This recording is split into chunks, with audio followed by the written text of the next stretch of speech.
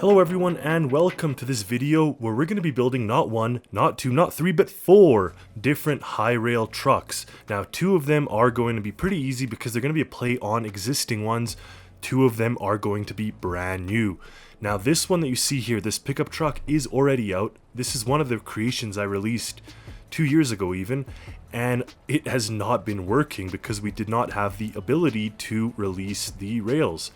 So in the latest update, we actually received the ability to disconnect the tracks, and it gives us the ability to simply press a button and now you're off. You can remove yourself from the train tracks, and the same way you can come up here and reattach yourself. Now these types of trucks are super cool in real life because they have the ability to kind of move down the rail line and can kind of work as pseudo trains in a way, just because they end up traveling in a straight line on those tracks. So we're going to take a look at some examples of real life high rail trucks. As with anything that I don't know too much information about technically, I always start to do some research. So here we have 4 different examples of different types of high rail trucks: fog truck, top seat, and some other types of trucks. So what's really neat is that there's kind of trucks for different functionality and purposes, and something like this is quite interesting because it actually has a crane mounted in the back with sort of a grabber arm. That's really cool. I like this one, the top seat, because it literally has a seat on the top here and you can kind of easily see what the crane is doing, and you'll see that it's a large truck with 3 rear axles. You can put a lot of things here. And then of course we have the more conventional pickup trucks like this, and then it goes all the way into having much larger service trucks that can carry, repair things for the train and move materials off the track. This is neat. It looks like a personal owned vehicle with the high rail system.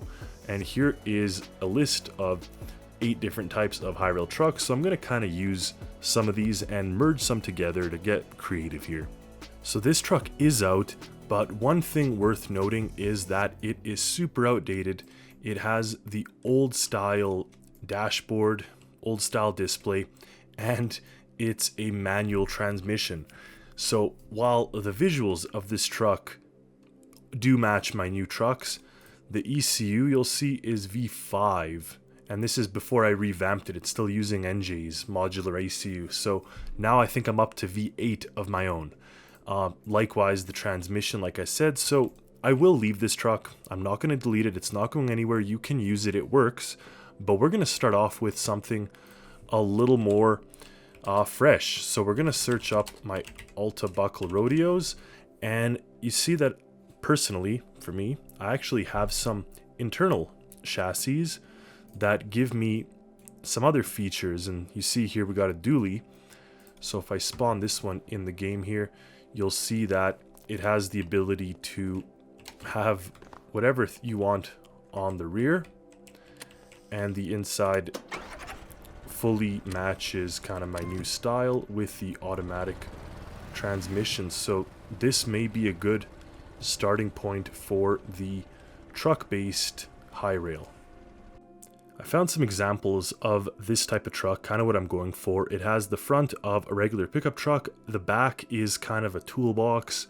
You see here even we have, so it's not using the regular truck bed. It's rather retrofitted with their own sort of thing.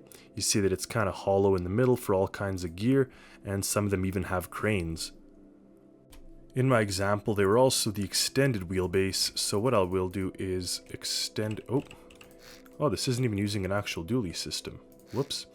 So first things first, we'll throw on the actual double wheel system, and then we will extend that wheelbase out. Now I don't want to go crazy. I just want to give it a little bit of a longer visual here, just to give us a little bit more cargo in the back. Maybe 2 blocks. That could even be too much. Probably just 1 block, to be honest. Don't need to go crazy now, because we're going to go crazy in a little bit once we start adding all kinds of fun stuff. So just connect the missing pipes. That's going to give us the power that we need to make our truck bed or truck work properly. So we'll do that. And you could see here some visuals, nothing too big to worry about yet. Now, the actual truck bed or whatever the cargo box contains, that's what we're going to have to add now. Now you can see that actually didn't line up there. And weight also does help, but we're going to see once we put those massive train tracks, it may actually end up kind of affecting the weight in a negative way because they are quite heavy. So if we follow this sort of line like that, that could look quite nice. Now, the one thing to note that all these trucks had was an extended front bumper too, but those trucks in the example had much smaller train wheel assemblies. Ours, even in the smallest configuration, are still kind of large and still kind of heavy. So we'll see how we tie that in, but just before, let's finish a little bit more of the visuals here. Kind of debating what I should do. I do like the open box kind of configuration where you have potentially cargo or some kind of equipment storage in something like that, but I don't love the back. A little bit of rejigging, it looks much better now. The box kind of matches while also looking like an extended piece. Now I'll see what I do about the coloring. So far I don't hate it. Possibly they would have made this bottom part color match the rest of it rather than being dark. Something like that. It may actually look a little cleaner.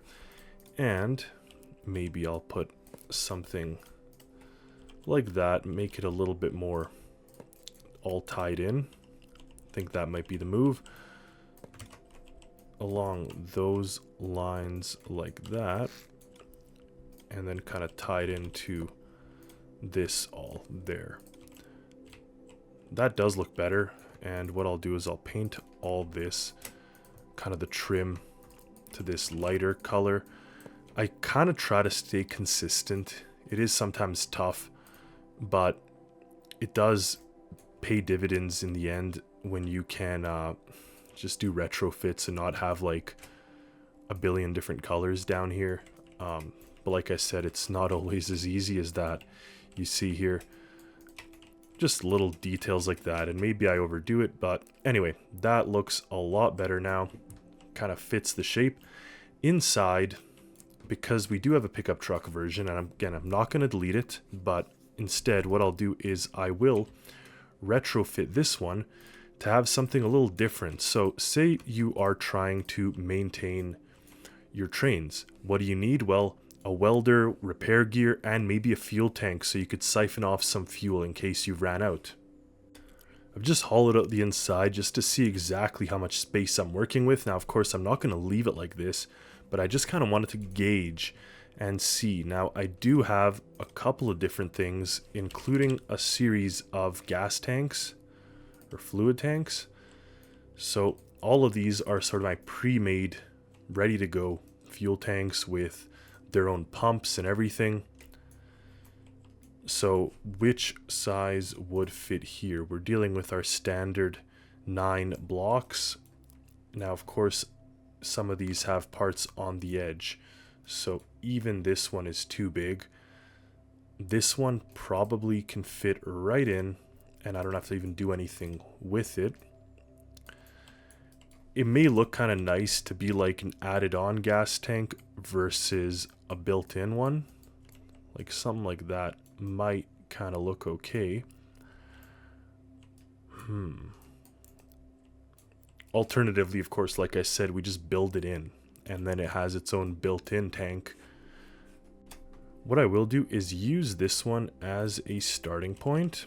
It has all of its microcontrollers, it has all the brains, and then what I can do is I can just one at a time tie it in. Now the simplest thing would be just to remove all of these, but you see we have these slanted pieces, so I could actually give it a greater capacity without even doing any extra work, just by removing all this excess kind of angled stuff you see here and kind of everywhere. Now that I've done that, these ones on this side, you could see if I just circle and hold control, they're all these pieces, so I can just remove that as well. Got 2 more there, and 1 more there, and 1 more. Cool. You see that there's just a lot of random parts. Once like this, tied in. Fuel tank's in, it's fit in place. The next thing we're going to want is some doors. Now the nice thing with the sliding hatches is they look polished. The bad thing with the sliding hatches is they take up 1 space longer than what I have. Now what I can do, you see here and here, I could remove these 2, and here, remove these 2. And then my door will actually fit in quite nicely. Just like that. I actually want that top piece there, because what I want to do is give it a little bit of elevation. You see how that kind of works? Once that is there, we could be able to seal off these areas. Now whenever doing something like this, you just have to be very careful not to penetrate into the fluid tank. You see in this case I didn't. On either side it's not going to come leaking out.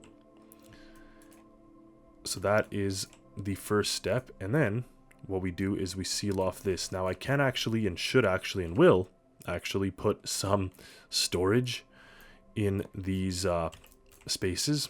So I'm just going to open this all up. You see we have a good amount of space, and what I can do is just put in equipment of all kind. On the left side I did put emergency equipment. Now these are not firefighters or first aid responders, but it is a fuel tank, and you are smart to have some sort of flame resistant things. Over here we got a bunch of repair gear, so I'm just going to close off those 2 areas with the sliding hatch. And the nice thing is it still leaves us some space here in the center for either equipment or for a winch or for anything like that. Now I think a winch would be in order, just because a winch has a multitude of different uses. Now we don't need the big one, as good as it would look. I think a small one would be fine, like that. And what it will allow you to do in essence is tie up your train. You can charge it up if the battery's low. You can use whatever type of thing for it. Some spit, some polish, and it's looking pretty good. You can see in the back now I've added the winch, and we have the ability to attach it to something. Now I have to add electric there, so that's why we do these things. The tests, I mean. That does look nice, but a little plain. I think something has to be added, otherwise it does not look right. It looks too simplistic. Tried this, but it still somehow does not look right. Not sure if it's the wheel well itself. I gotta say that actually made it look better in my mind. Just adding a simple larger wheel flare kind of looks right. Now it's looking like something. I did XML mod the wheels a little larger. They're 2.25, and I did plug in the winch. Now we should be able to connect this to this, winch down, winch in, so you could pull things. That's useful in a lot of different scenarios. And let's see how she handles. So that's with the new ECU. Seems to drive nicely. I see some little painting mistakes I gotta fix, but otherwise I'd say that's a pretty solid truck now. What I find quite neat is that the back of the truck is actually the right size for a Unicon container, or for the H4 connectors that you see here. So that actually might prove interesting, to be able to place a container on the back as well if needed.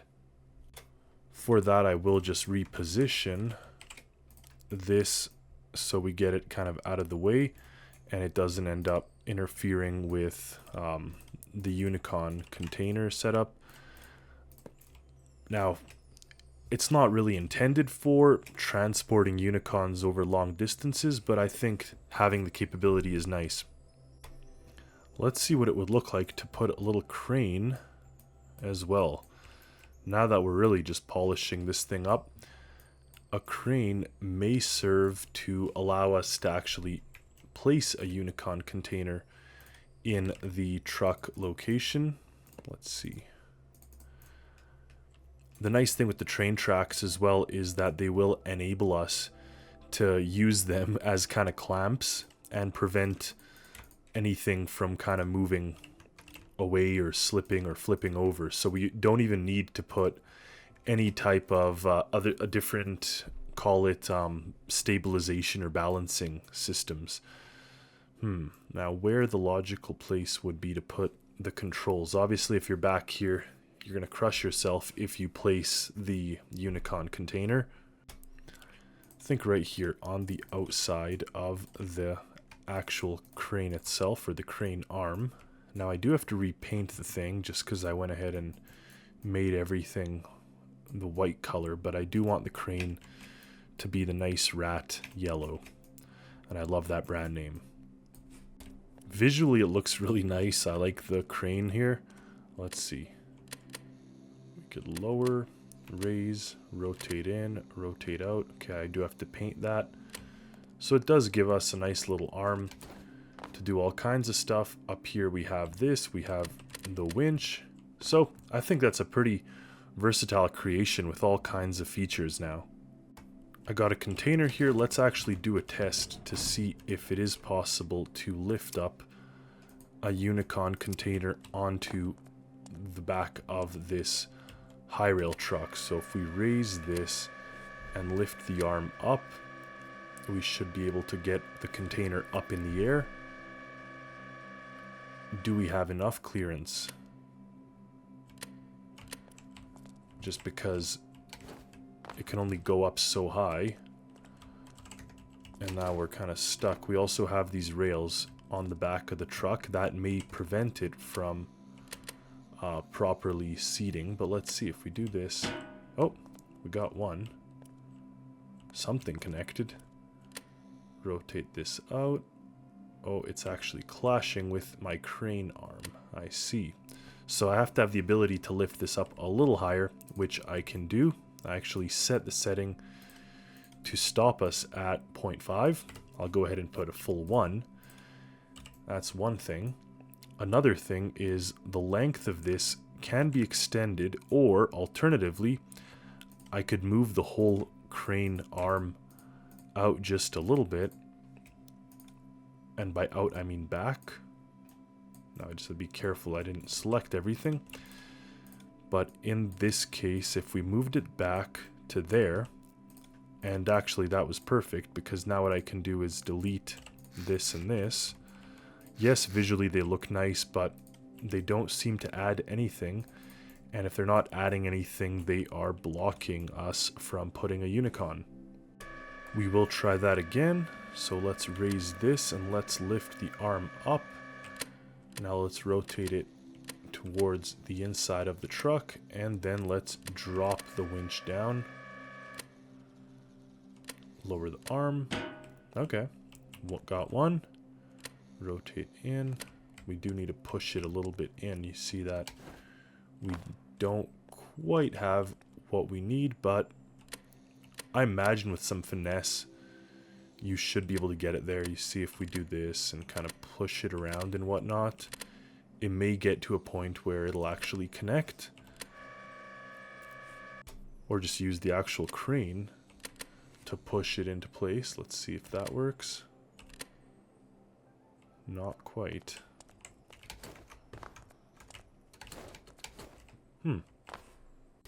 There we go. It ended up clicking in. Now my crane arm is a little bent out of shape here. So in this case, we'll have to lift it up and rotate it out and then drop it down so it clears the side of the Unicon container, just like that. And there you have it. So now you actually ended up placing a Unicon connector on the back of this already quite useful and capable truck. So now you could deliver cargo or other supplies to the trains themselves. Now, what are we missing? Well, we're missing the actual system to connect this truck to the train tracks. So that's where we gotta add some things here. I'm gonna start off by adding just kind of a couple of these and just seeing my train wheels, my train assembly, and placing it as such. Now, it does have arrows that dictates the direction, but since we're using the power coming out of the wheels of the truck, this doesn't really make that much of a difference. Now you see here, got to move the truck up a little bit, and I could place it in. So that worked. I mean, just for form's sake, I'll put it in the positive direction.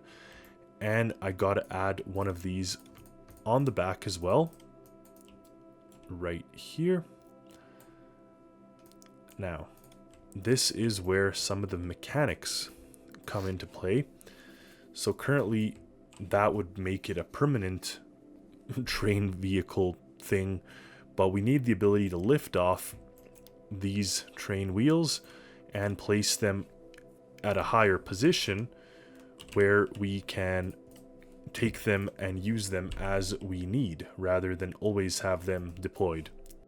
With pivots in place like this, I can actually go ahead and attach this all, and now in theory we'd be able to lower this in place and have a system that is attached to the rails.